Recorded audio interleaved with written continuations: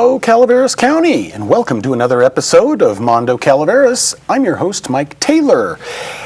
Well, folks, we're at that time of the year when, well, let's face it, it's hot outside. And what do you think about then? You think about a nice cold glass of water, and my guest this time around is Joel Metzger with the Calaveras County Water District. You're the External Affairs Manager, correct? That's right, Mike. I'm glad to be here with you today. Thanks for being here. It's summer, it's hot, and you guys are actually stalling some people on Highway 4. What's going on with the Reach 1 project up there? Well, I just want to say I apologize to anyone who sat in traffic right above Murphy's, right above the grade there. It's the Reach 1 pipeline replacement project. We are replacing about 5 miles of water transmission pipeline, and it's right along Highway 4. So we're working in the Caltrans easement right along the road. And so for the safety of motorists and the safety of our crews, we need to usually close one lane of traffic down. So one-way traffic control means anywhere from 10 to 15 minute delays going up or down the hill. That gets going around 6 in the morning, and it could go as late as 6 at night. They have a 12-hour window to work in. Usually knocks off by like 4 or so. On Fridays, though, the good news is that they have to be out of there by 3, so the coming up the hill can get to their cabins and all of that. But you know, this is a really important project, and that's why we appreciate the patience from the community, because this is an old pipeline. I think it was installed in 1965. Oh gosh. And it's just been failing and leaking. It doesn't really have adequate fire flows for what we want to see up there. So we're bringing in a brand new 12-inch pipeline all the way along there. Increasing fire flows, and you know that's a key area to stop fires. You might remember the old Gulch fire back in the 90s. Yep. It burned right up to Forest Meadows. Right to Forest Meadows. And it was CCWD's water supply and hydrants there that really allowed the water tenders to get what they needed and really make a stand right there. And it did burn up the canyon a little bit farther, but that was kind of the end of it, thank goodness. And then the Butte fire didn't make it up there, but it was like one wrong wind away from getting over the ridge and getting up there.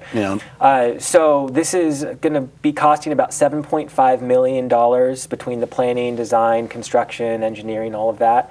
And that money is rate dollars coming from people who are paying to make sure that our infrastructure is up to date and providing what people need. And once we install this, we expect to see at least a 75-year lifespan, maybe more. On this pipeline. And is that, and I don't want to trap you or anything, but is that like warranted from the manufacturer of the pipe, or you know, are we getting that kind of longevity out of our infrastructure now? Well, the interesting thing about infrastructure is we've had so many technological advancements since most of our infrastructure was put in. So the pipelines that were installed in the 60s and 70s and 80s, they were in many cases good, but not nearly as good as what we have now. So we're putting this ductile iron in, and it is really strong stuff. So we fully expect to get that 75 plus years out of it.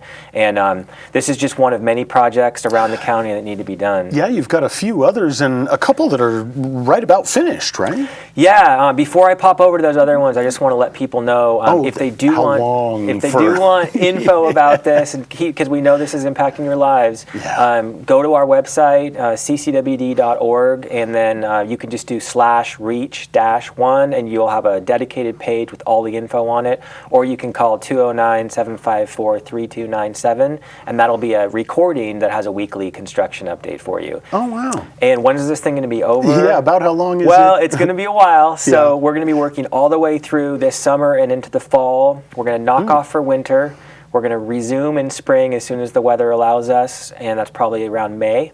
And then we'll be working all the way through next summer and should finish in fall 2020. So we're looking at 2 full construction seasons to complete this project. And that's, I'm going to say just, but I don't mean that to sound insulting, but that's just for this one 5-mile section. That's not like another section farther up the hill or something like that. That's right. So that is the 5-mile section. And one of the challenges is many of these areas, we actually need to replace the pipeline right where it is.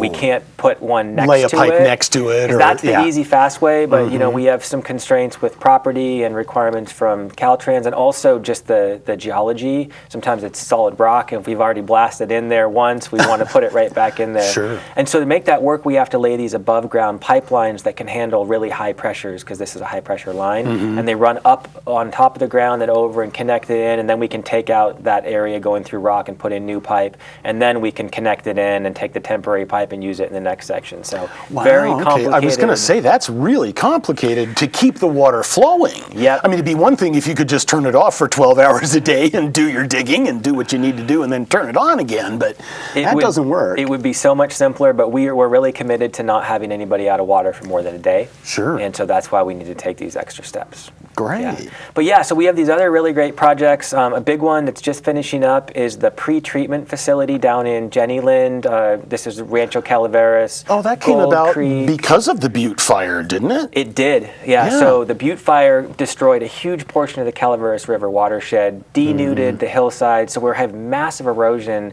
when we have storms that just brings tons of sediment and ash and debris down into the river. It washes into Hogan, and our water supply is coming out of the river right below Hogan Dam. And so when you have all that turbid, muddy water and it gets released down through Hogan, it gets to a point where it's very difficult for our water treatment facility, as it was, to even handle it. Sure. And so what we did is we went to FEMA and Cal OES, and we got grant money, about $3 million. Oh, nice. With a local match. It's usually 75%, 25%. And we were able to build a new facility that's between the river and our current plant, and it basically treats the water and gets a lot of that stuff that's really hard to treat out of it, and then it gives our plant much better water during those high turbidity events. It's kind of a bunch of filters, really? Yeah, it's basically like one other really robust filter that can really get a lot of it out and then come into our normal filters, which is basically settling through mixed media and then chlorinating and then putting it out into the system. Is that all that's added to the water, is chlorine? So down in that area, we do add what's called potassium permanganate, and that's to get the manganese out of the water, because there's a naturally occurring mineral, and that can show up as kind of like a little bit of a discoloration. So we do add that. Other than that, it's chlorine, and then we also will treat it by oxidizing the water. So, yeah. Okay. So that's a big project that we're just finishing up, and we should have a ribbon cutting pretty soon on that one. And then a big one that we're planning is down in the Lake Tulloch area, and that is going to be upgrading our sewer system around the lake. We have a lot of pump stations that are very close to the water. Yeah. We actually have a sewer pipeline that goes underneath a cove, and if it were to fail, that would be a really bad thing, because it's a drinking water supply and a recreation area.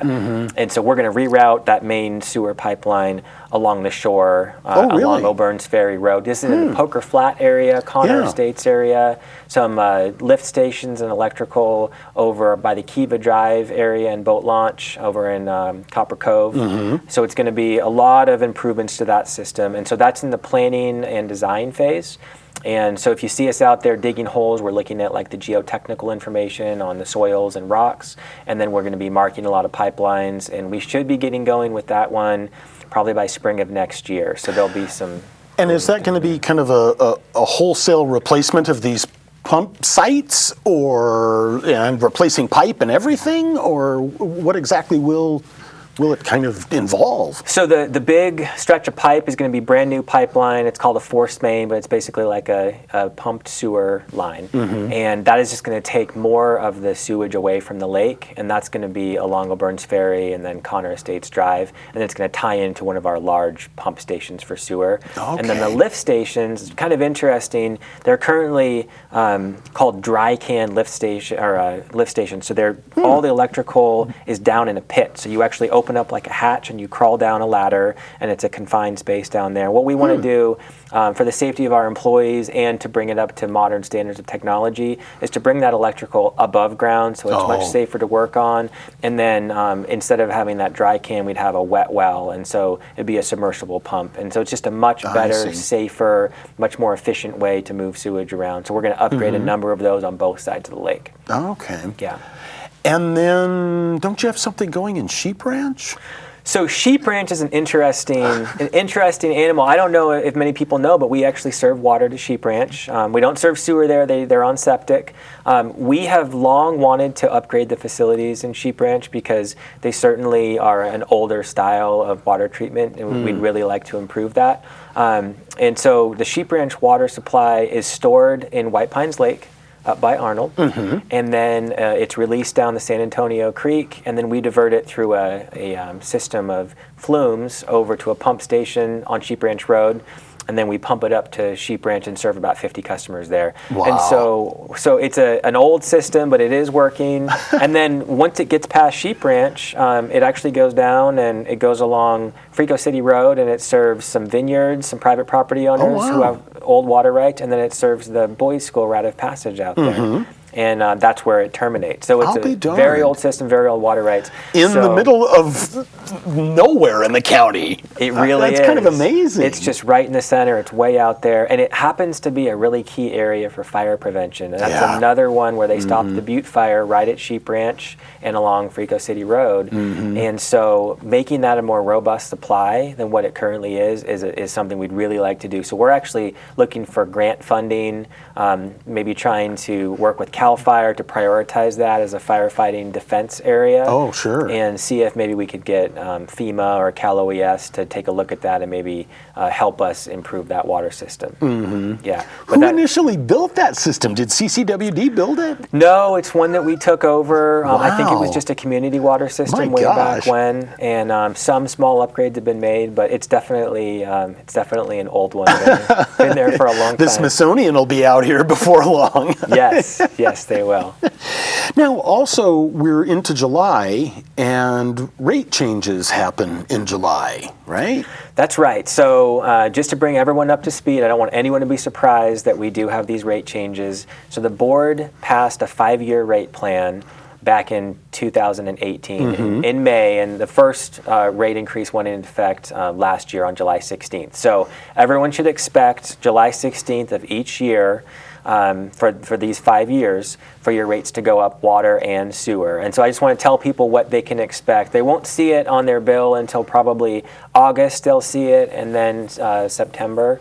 And so for water, your base rate's going to be $114.28, and for sewer, your base rate's going to be $187.23. And the base rate is the minimum charge. That's if you use no water, you're going to be paying that just to keep the fixed cost of the system covered. And if you use water, then you pay $1.11 or $1.13 per 100 cubic feet of water, which in layman's terms, because no one knows what a cubic foot is, right? Yeah. So let's use gallons. So 100 cubic feet of water is 748 gallons. Okay. So I'd say that's one of the best deals in town for a little over $1 to get 748 gallons of water. Pretty amazing. And then as you use more, if you use over 1,000 cubic feet, it bumps up a little bit. Sure. Yeah, so those are coming. You'll see them on your bills. We have a bunch of information on ccwd.org, and we're definitely putting messages out there on bills so people can expect a little change on their bill. And you also have a new system or program that gives lower income ratepayers some help too, don't you? We do. So January of this year, January 2019, we implemented what's called the Customer Assistance Program. We call it the CAP. And that, if you qualify, and by the way, qualification is really just showing us that you're on the PG&E Care program. Oh, okay. And so that's PG&E's low-income program. So if you can just bring in proof of that and show that you're a customer of ours, fill out our application. It's a pretty streamlined process. A little extra if you're a tenant, not an owner, but we can help people work through that. Oh, cool. And so if you qualify, and if we have room in the program for you, you can get $20 off your water bill. We bill bi-monthly, so you get 6 bills a year, so you're getting $20 every 2 months, and then you get $30 off of your sewer bill. So if you have both, you could be looking at a $50 discount on about a $300 water and sewer bill at minimum.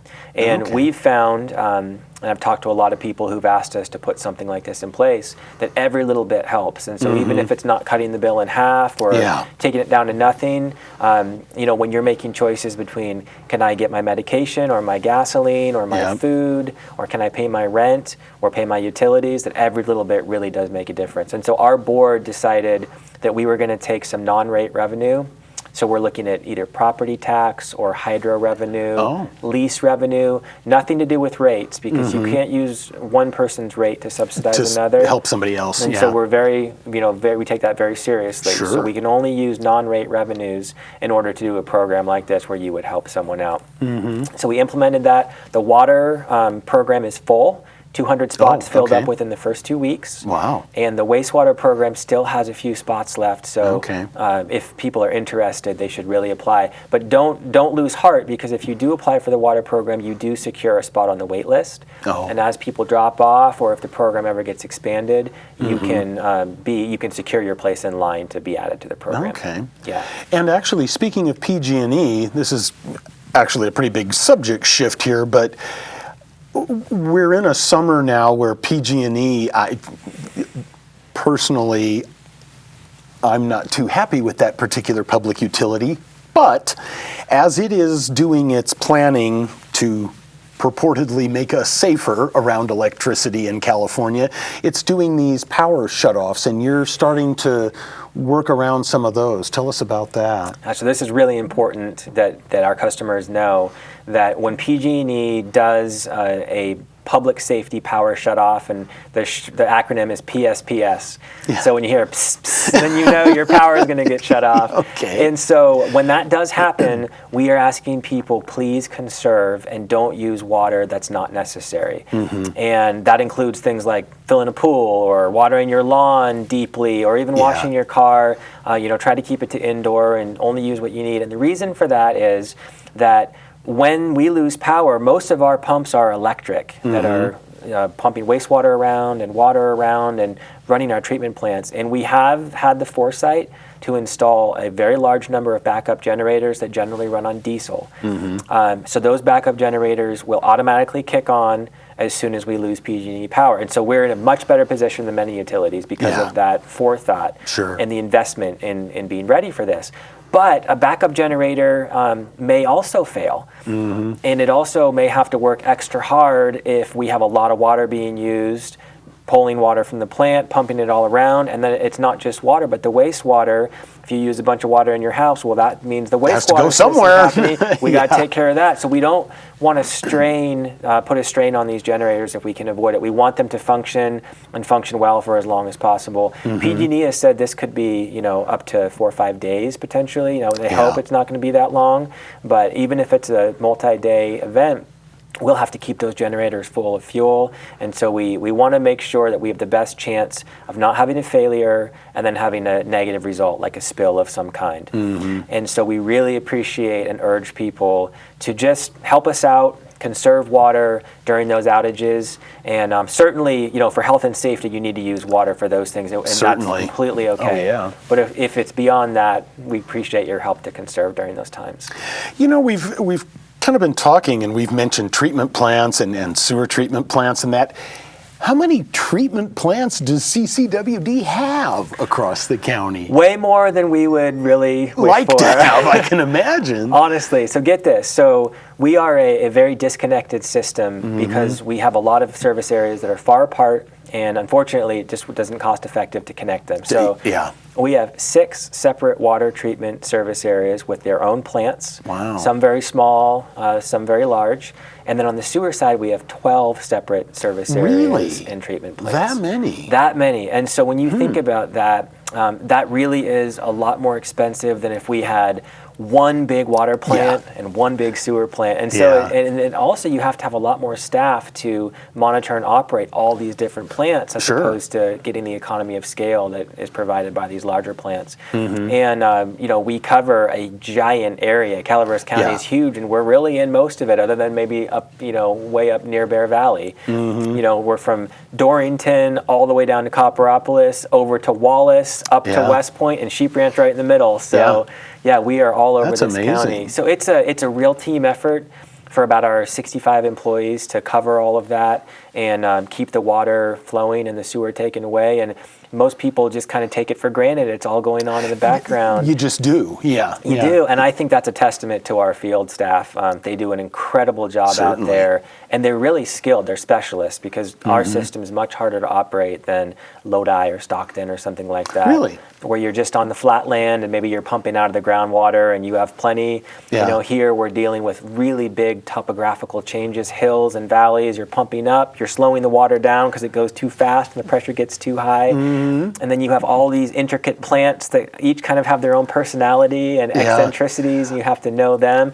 Then we have the snow in the wintertime, and I mean, we have these guys putting snowshoes on in the dark, trudging out, to refuel generators and just make sure that everything continues to run. And testament to their work and their expertise is it's rare that you actually have any kind of interruption in service with your water or sewer. So really incredible what they are able to do. Are all of the Redwood tanks gone? No. They're not? It's funny Not you yet. mentioned that. I'm working directly with the engineering department. We kind of teamed up, and I've been doing some grant writing. And so I have submitted a grant along with the engineering department to replace 5 Redwood tanks that are along the Highway 4 area. There are still that many. There are still 5. We still have one down in Copperopolis as well. That's a pretty big one that we want to get replaced. But so the ones that and it looks like we're going to get funded. So stay tuned on that. 'Cause we aren't 100% there yet, but it looks like we'll get about $2 million from FEMA. And what that would do is replace the one in Forest Meadows, which is a very large, beautiful Redwood tank, but that's right in that fire zone. All these are. One in Meadowmont is still Redwood and Arnold area. And then go up the hill farther. We have Big Trees 4 and 5, and those are in the Big Trees Village area. And then Big Trees 8, which is also near Big Trees Village, and it's kind of across Highway 4, a little bit to the northeast of Big Trees Village. So all of those tanks, they really are susceptible to fire, especially on their roof area, because that doesn't get soaked with water. Well, that's the reason I asked, is because I remember after the Pattison fire, that took out a big tank that served part of La Quintana. That's right. And I remember, because now there's the big eye in the sky that replaced it, but and so we just, I know people think they're beautiful, I do too, but we really want to make sure that our fire preparedness and resistance is the #1 priority. So we want to get those replaced and get metal glass line tanks in there. Will the replacement tanks be like that much taller, or do they just kind of fit where the Redwood sits now? I think a lot of them are just going to be in kind, and we're going to see similar holding capacities, and a lot of times it'll be on the same area or it'll be right next to it. It won't be like a brand new site or anything like that. So that's another of this very ambitious capital improvement program that we're working on and that we approve each year, is to try to get those replaced. Oh, sure. Now, California had a really nice winter this past winter, and the reservoirs are full, and everybody has kind of started to get the feeling we've got lots of water. How is the water supply across California? Well, we did have a good winter. We had an above average winter for sure. And we actually got a really big boost kind of right at the end. We got a lot of rainfall. We even got some late snow. And so that was really nice, because if the snow can hang on and not melt off during the winter itself, but can hang on until spring and summer, that's when you get like Mammoth Mountain and Squaw still open for snowboarding and skiing this time of year. And our reservoirs are really full. In fact, I brought this sheet. I just want to share a couple pieces of information. So we all see Maloney's, right? So Maloney's is currently at 91% full. But compared to normal, that's 146% of the average capacity for this time of year. So way above average. And then the other big ones, like Shasta's the biggest reservoir. So it's at 90% full, 123% of average. Oroville's 121%. Folsom's 120%. Don Pedro, 127%. So even though we were really only about, just a little bit above average with our winter, it was definitely good, but it wasn't like in the top 20 winters or anything like that. We really were able to capture a lot of snowmelt and continue to and keep these reservoirs full. So what a winter like this does, paired with the big winter we had that broke the drought recently, this gives us a little bit of breathing room when it comes to, are we going to get back into a really bad situation again? And so with reservoir capacity, we can store that and we can use it for future dry years. But just because we've had a couple good years doesn't mean that we're not going to see another 5-year drought, maybe a 10-year drought. Look at the tree ring records. Sometimes you see much longer droughts than that. And we've been in kind of a very wet 100 years recently, and so that may end at any time. California is very, very unpredictable in terms of what our water supply is going to be. And one thing people should keep in mind is while surface water looks good right now, groundwater is kind of out of sight and out of mind. But that's very important too. Our underground aquifers, they store millions upon millions of acre feet of water, and we rely on those for agriculture. And when you don't have surface water, the groundwater ends up getting pumped more and more and more. Yeah. And that's what happened. And so for those who don't know, CCWD is working with the county and Rock Creek Water District and Stanislaus County in a partnership to do our part in the San Joaquin Aquifer to really make sure that we're complying with the state law, which is the Sustainable Groundwater Management Act, to try to, over the next 20 to 40 years, bring the groundwater levels back up to a healthy level, because they've really been overpumped. I mean, so much so that some streets and bridges have shrunk or sank, and not here in Calaveras County, I don't believe. Not in Calaveras. A lot of that's called subsidence, when you see massive sinking of ground levels. Down a little bit farther south, like, south down like the Fresno area, you see a lot more subsidence. But we do have some of this groundwater basin under Calaveras County, and that's kind of like in the Salt Springs Valley area, up into Valley Springs, Wallace, Burson, all of that is actually on top of a groundwater basin, and that's why we have to be involved, and we have to be part of this greater planning effort to create a plan to bring that back to sustainability. And now, not to start a cross-county line war, but we don't drain anything out of that aquifer, do we? I mean, aside from folks who may have wells down in that area. Right, and that's an important point, is we do have some straws in that aquifer. In fact, CCWD has some straws. We serve Wallace, Lake Estates, with groundwater. That's our only groundwater I didn't realize source. that. Everything else is a surface water, Calaveras, McCollum, Stanislaus River water.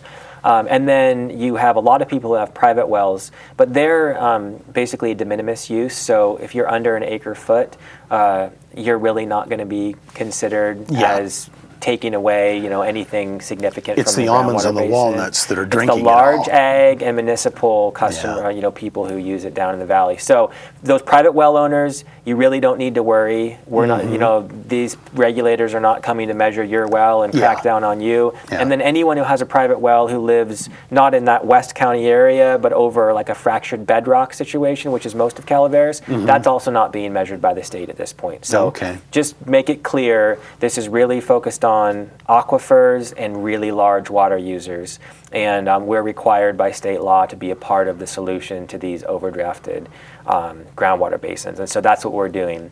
And there is an opportunity to comment on that process, and we encourage you to visit ccwd.org and just look for our STIGMA information, and then you'll be able to go see where the meetings are and how you can see how that's going on it. That's fantastic. Joel, we're right down to the last minute, so I just want to kind of recap this so that folks know. The REACH project is going on basically all summer and into fall.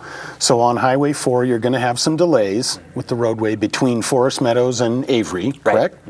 Okay. You got a couple of projects coming to fruition. That's fantastic. We'll look for that pretreatment plant to open, and your rates are going to change a little bit in August. So that's right. And I would just leave people folks. with, we have a brand new website, so go check it out, and please give us a call, email us. We want to help you out. That's it. So, ladies and gentlemen, Joel Metzger, thank you so much for being here. Calaveras County Water District serves Calaveras County well. Thank you very much. And until next time, I'm Mike Taylor. Enjoy.